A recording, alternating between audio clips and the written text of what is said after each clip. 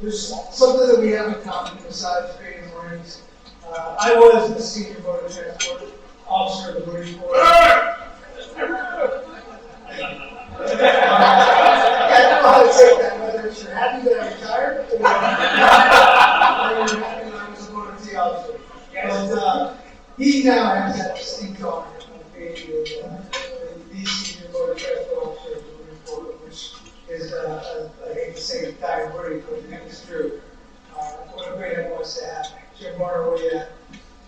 Jim Barner taught me everything and getting me a lot more. But anyway, he's committed at all levels, and we're just going over that, just the opportunities that MOS provides young officers to build a foundation for a long and distinguished career like he's had, and to give opportunities that he's had. If you open the trifold that's in front of you, you'll see the great accomplishments that General Reventlow had. And I would see, as you look at him, you kind of look at all of the accomplishments, you kind of a couple of things fall out. That is, not only is he a subject matter expert within the Marine Corps, but also the versatility of this individual outside of the Marine Corps and the joint environment with the LA is noted. And I think that speaks volumes about Keith and what he has contributed to the Marine Corps and his value to the Marine Corps today. As a commander, as a Marine, as a joint logistician, but more importantly, as the senior motor transport officer of the Marine Corps. Ladies and gentlemen, it's my distinct honor to present to you, Major General Keith Reventlow.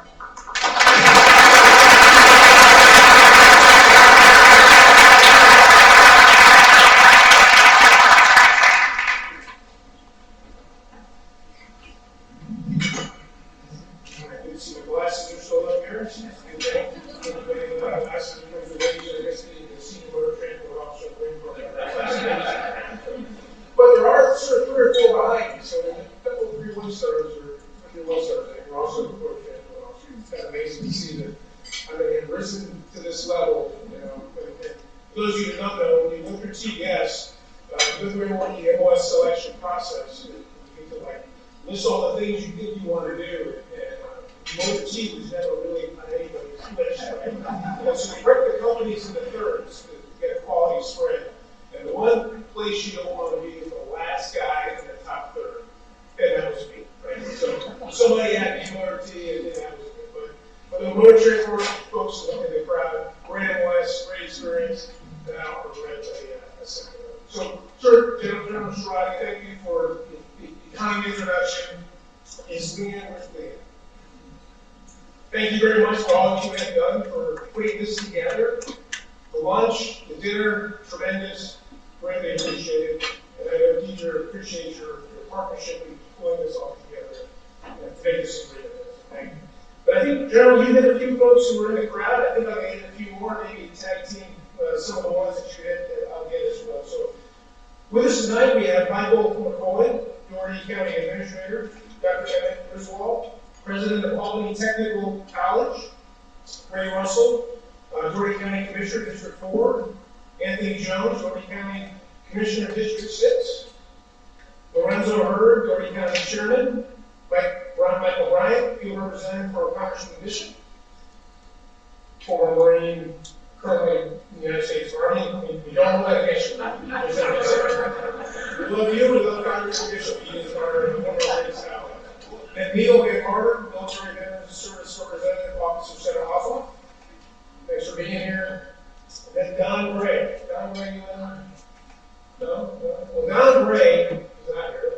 He and I went to Motor T school together way back in the day. Of course, he's now a member of the community and the chamber here in Albany. So what the General didn't say is I am not Dr. Rangus. Right? So those of you who came to see the good doctor, I'm sorry he wasn't, he got pulled to do something probably more important, but he wasn't able to make it, so they needed a pincher. It looked long and deep. Just get somebody, they finally said, well, we need those. Well, I'm free, right? So, but I was trying to struggle through all this and give some words of wisdom and that sort of thing. Again, I want to publicly thank the Marine Corps Association and Foundation for all your support and welcome. And MCLB Albany as well, for Fitzgerald and team. Tremendous industry, as I said, in hosting all the dinners that you host. All the ones that I've been to in the past, up in DC, to the award center, were always fantastic. So thank you for that. The annual industry day activities and professional dinners serve facilitate an essential engagement with the most valued partners in industry and academia in Southwest Georgia, which is invaluable. Really, honestly, it truly is, and very much appreciated. As I said today at lunch, we can't do what we do without our partners. We do a lot on our own. We're still saying you guys can make a lot of stuff, right, that I did at the EMC, but we certainly need our industry partners to help us do what we do. And so we look forward to continuing those lasting partnerships. So let me back up for a second and say, by way of background, for those of you who don't know, about 8 months into my 4-year lockdown, this makes me a 2-time offender, if you will. My first 4 was as the chief of staff. Where's the chief of staff? Colonel Greg Cummins right there. Would you stand for a second? Would you stand, please? And be recognized for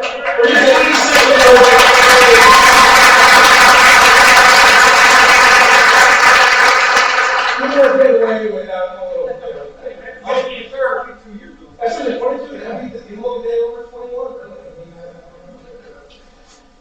So this is my second tour from 2016 to 17. I was the chief of staff. And interestingly enough, I was coming off of a command tour out of Tracy, California. I was the commander out there at the distribution center, and I was told I needed to be the chief here at Law County that had all this DLA experience. Okay? During my 10 months here, I think I used at that point my vast DLA experience. I probably used it once or twice. Very long. But so as history, it does repeat itself. And I'm returning again here this past summer, completing yet another DLA. Command for this time at Brooklyn, Pennsylvania. But I am very glad to be back. The truth is, it's been my honor and privilege to return to Marine Corps Logistics Command. This time, I think I'm far more prepared after my 10 months the last time than I was the first time.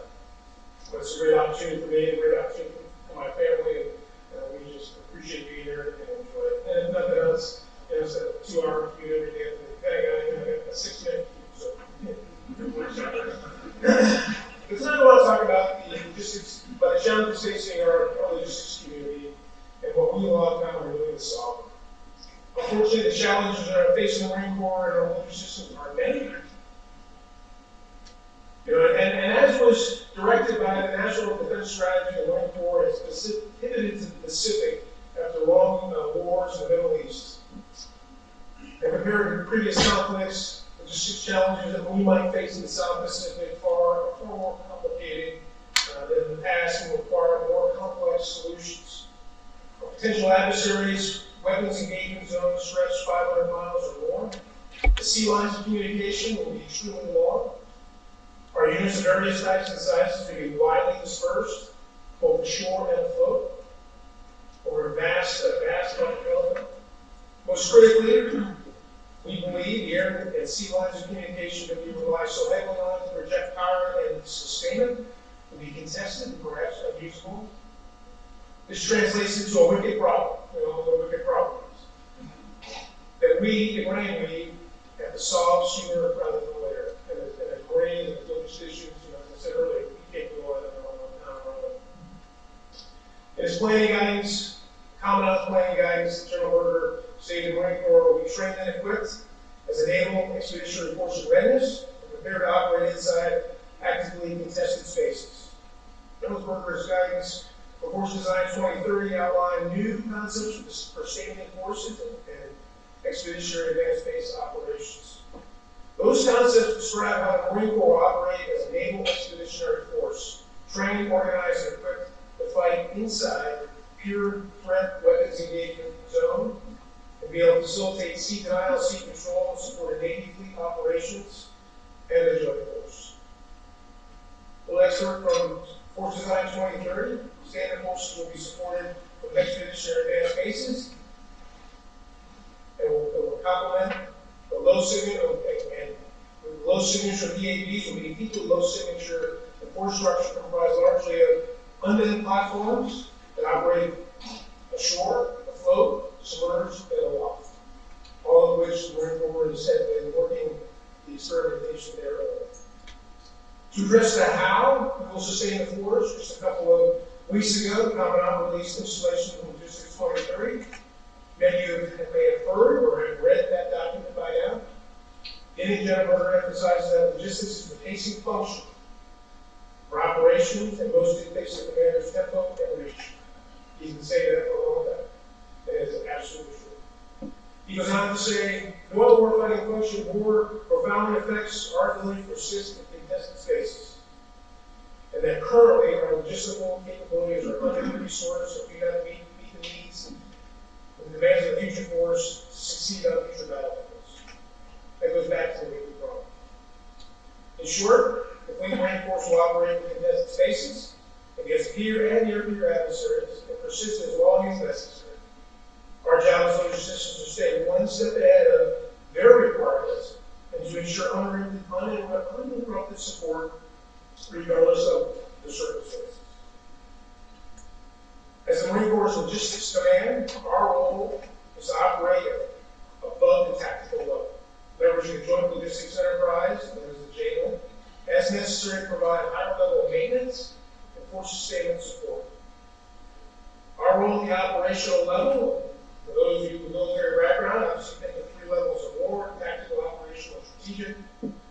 We'll be executing the Commandant's guide by positioning ourselves now to ensure success in the future. To that end, Wildcat's current mission, the mission essential tasks remain valid. What we're going to change is the how and the where we will execute those tasks. As most of you know, we essentially do 3 things. We fix, restore, and we reposition equipment and supplies.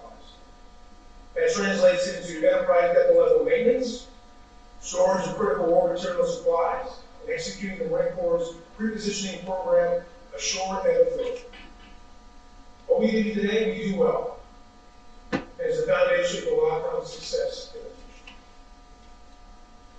Moving towards the future, the collective team of the Wildcat Headquarters, One Island Command, Marine Depot Maintenance Command, Marine Corps Forces Storage Command, and Marine Corps Logistics Base Albany have already accomplished a great many things in that regard. Please allow me to share a few of those accomplishments. Wildcat Headquarters has vastly improved our audit posture. For those of you who've been in the Beltway and wanted to think how you know audit is a thing, and it's important, and we have been tasked with doing that and getting better, as Wildcat has certainly has done that. The staff has realized new manpower and budgetary goals, implemented an enterprise resource planning program, oversaw the organic industrial base modernization efforts. One Island Command, down in Jacksonville, Florida, successfully closed what was known as the new equipment augmentation program in Kuwait on time. They divested a very large vehicle heavy equipment set. And they had been participating in the Force Design 2030 experimentation that had been going on across the Marine Corps. MDNC is modernizing depot maintenance, implementing an enterprise resource planning program in stride. They have created Advanced Manufacturing Center of Excellence. If you haven't seen it, it's something to behold. You do great work down there. Then they have partnered with DLA, that's the Logistics Agency, to implement what we call industrial supply integration, bringing DLA closer to the depot for more efficiency and effectiveness of repair weapon systems. MFSC continues to execute the service level divestment strategy. They're experimenting with the 5G warehouse, and some of you may have seen that today. Mr. Elton in Orange is quite proud of that endeavor. They've done a great job. And they are leveraging new storage and retrieval technology. Also demonstrated today. MCA, the general mentioned earlier, has achieved net zero. That's a success across the base. And what that will do is that ensures mission assurance. And they are leading the way, Department of the Navy and the Department of Defense as well. As a side note, they've achieved that. Last May, I think it was, or the German team sponsored, was supposed to be the Secretary of the Navy, and then the Assistant Secretary of the Navy, Ms. Berger, in relation to Berger, although he was here with her. And we had a ceremony, a celebration. That's a huge feat and means a lot, certainly the department. And I know that Ms. Berger talks about that a lot. So, great great job to you and the team. Our vision is to continue to modernize our organic industrial base, storage facilities, and prepositioning programs to shore and afloat. To that end, here's a brief glimpse at the direction we are headed across those three main efforts. For depot modernization, many of you have had the opportunity to tour MDMC today. And I kind of mentioned this at lunch, but as you're walking the gangway, you feel like you're being transported back into the 1950s. Whoa, what is this? Well, we've gotten better over the last 60 years or whatever that is. That's just on the surface. It may just look like a closer examination, and it reveals a tremendous amount of innovation that has gone on. Certainly in partnership with OSD, we are leveraging the capability to better realize data, to reduce repair cycle times, to lessen the length of time it takes to repair an item, and return back into the customer, be it as the warfighter, i.e. the Marines and sailors who are forward deployed faster. The Advanced Manufacturing Center of Excellence leads the way, and we work to provide a robust tactical manufacturing capability down to our fleet workforce, the FMF. The Smart Depot Initiative is leveraging AR, augmented reality, and virtual reality technology to push depot level maintenance capabilities forward. How can we support those warfighters from here with the things that they need and not have to know? Looking for the how, we provide the how, we do that with that technology. It's tremendous. Through MDMC's modernization efforts, we address our challenges by integrating the industrial base into the operational concept of support, improving readiness, and ultimately deliver a to-the-core depot that is resilient, responsive, efficient, about the money, and hardened from attack. For storage and distribution, supply chain modernization, and MFSC's modernization efforts are essential to ensure our deployed Marines have the right equipment and supplies necessary at the time of need. At the heart of MFSC's modernization is a continued prototyping and expansion of the OSD 5G warehouse program. And we got some, we term as free chicken, free money to be able to do that. And we have to turn that into a program of record and expand that out. And I know we will do that. And we'll eventually drive that down to the SMF level with great results. Leveraging increased bandwidth through that program to avoid new technologies for efficiency and effectiveness. This includes expanding use of one-core platform integration capability, otherwise known as MCA, to improve visibility of supplies and equipment, compatibility of systems within the jail. The aforementioned Smart Warehouse Initiative leverages blazing fast speeds, is enabling passive and active inventory systems, autonomous robots, autonomous storage and retrieval systems, and handheld devices. Gone will be the days of clipboards, pencils, logbooks, and those sorts of things, which are hugely ineffective and inefficient. Most importantly, MFSC is now working with the FMF posture equipment supplies that align with sustainment and deployed requirements. For prepositioning, establishing a Marine Corps global prepositioning network is a priority effort for the command. The current work reserve program and equipment staging will not meet the needs of the Marine Corps.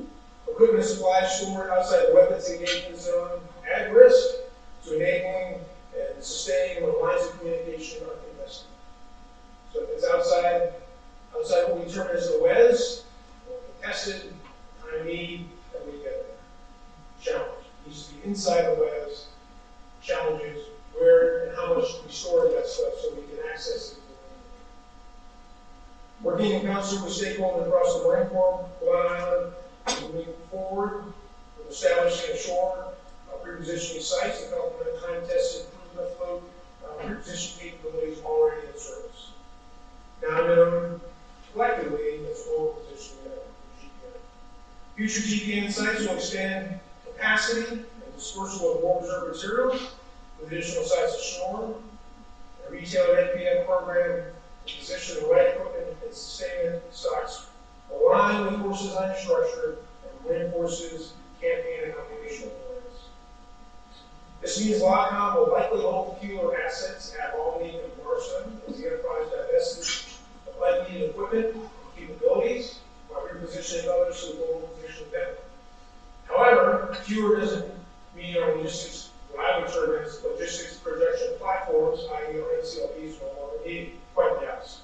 Albany and Barstow are the cornerstone of our ability to support the Marine Corps above the tactical level.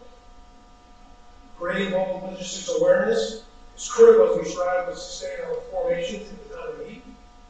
The ability to realize the power of data is essential. We recently stood up, our Command Data and Analytics Office.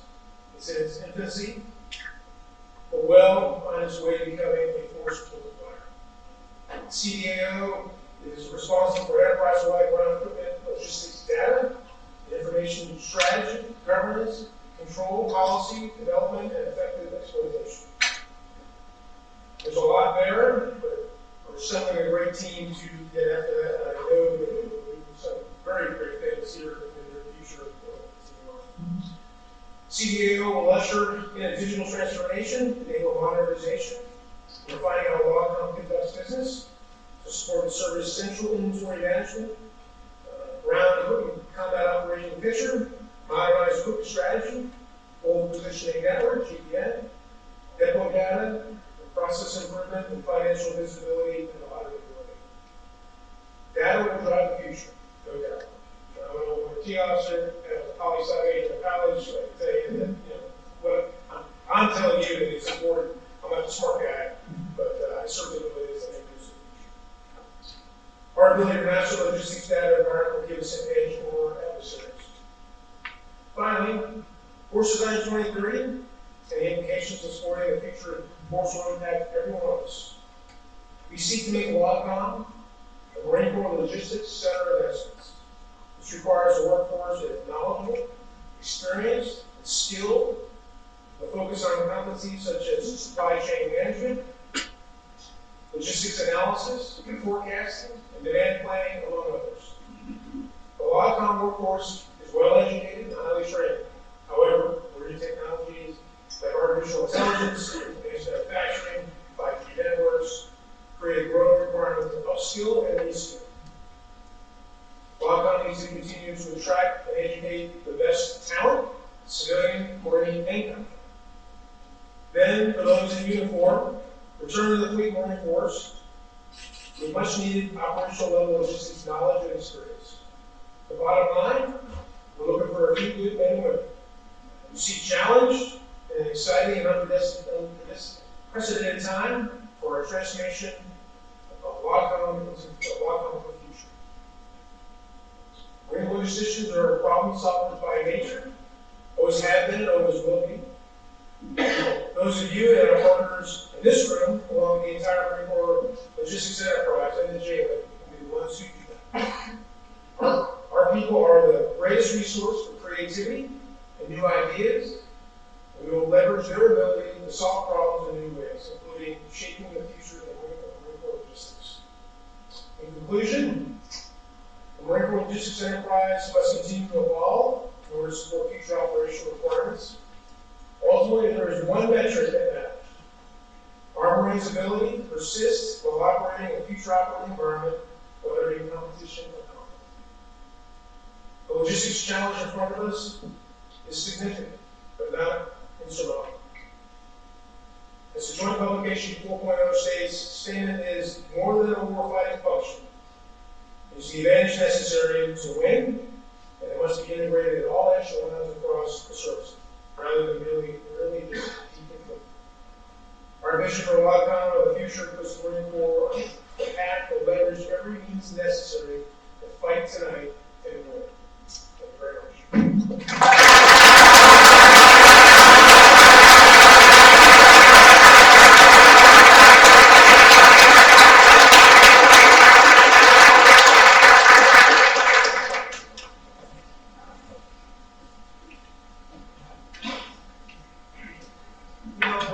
Most amazing to listen to General Reventlow speak about the future of Logcom and everything else, as he didn't even talk about what the team does today to support the readiness of the fleet force, sustain the fight tonight, really. And what he talked about was the vision for the future, all the while having to worry about today. If you appreciate the complexity of that he spoke about, it is a very wicked problem. Thank you for bringing that to us. We feel thoroughly depressed by that now. I'm very fortunate that people like you are running this place, so I have the vision to really see this. Thank you so much for your leadership, and really truly to the lawn club team. Everything he did, he's quite humble. He uses the team and everything that he spoke about, and it is truly a lawn club team across the globe, not just here in Albany, but in all the locations. The lawn club has presence. They are noted, they perform, they deliver, and it's because of the individuals in this room and those so thank you very much. I want to thank you for joining us again for another great event. We have a couple more coming this year.